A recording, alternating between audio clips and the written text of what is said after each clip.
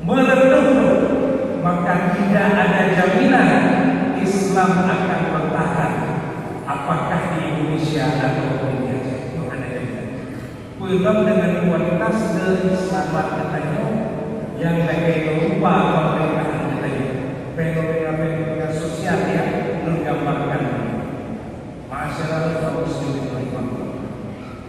Maka oleh karenanya tauhid itu tergerus,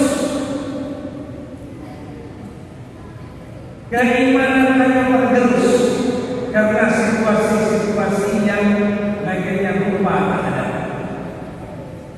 Sekularisme tumbuh berkembang di Indonesia. Hanya hubungan antara kehidupan beragama dengan kehidupan sehari-hari.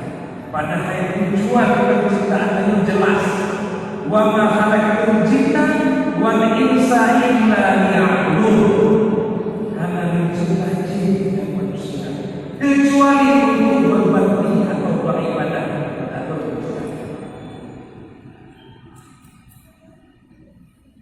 Hanya sesuatu dengan umur yang mengudari Allah. Maka tauhid kita akan terus kami baca bagian dari rasa syukur banyak kepada Allah. Coba bersyukurlah dengan sebenar-benar syukur kepada Allah. Maka coba bagi syukurnya kepada 3 bagian. Yang pertama, bersyukur dengan hati, bersyukur dengan lisan, dan akhirnya bersyukur dengan perbuatan. Untuk bisa menjaga ketauhidan,